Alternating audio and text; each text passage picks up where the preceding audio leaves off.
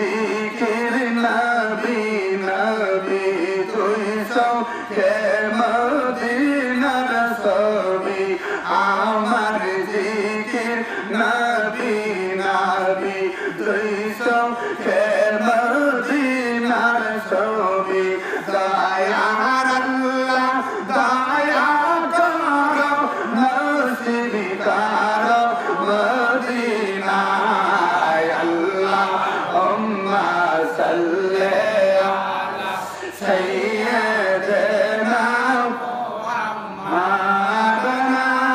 বিয়ানা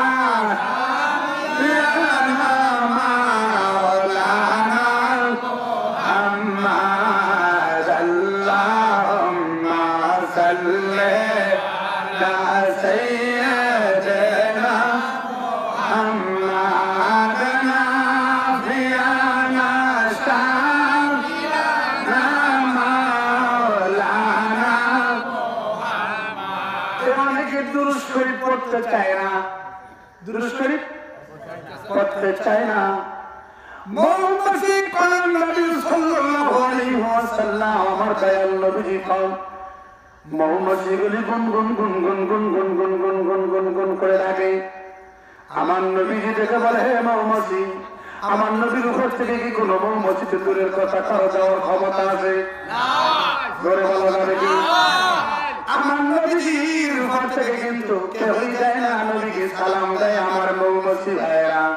যখন আমার নবীকে সালাম দেয় মৌমাছিকে আমার নবী প্রশ্ন করে, মৌমাছি গো তোমরা গুন গুন গুন গুন গুন গুন করে কি পড়ো?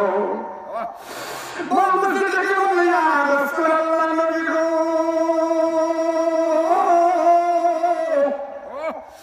আপনার নামে লজ্জাতের মালা নিয়ে আমরা মধু লুটি গো দয়াল নবীজি।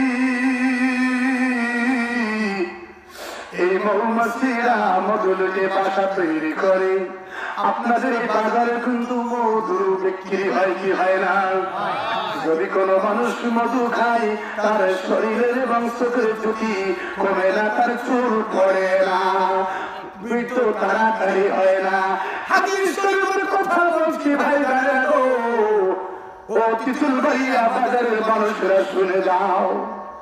সারা জীবন তোমার শুনলা নিন্দা আর অপমান, মানুষ যে স্টেজে উঠলে একজন ভালো না, ঠিক না?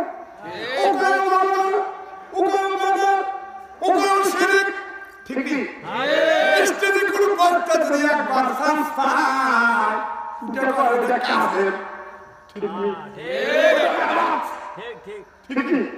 কি কয়? ওটা বেদাত। এই বেদাত কারে করেন?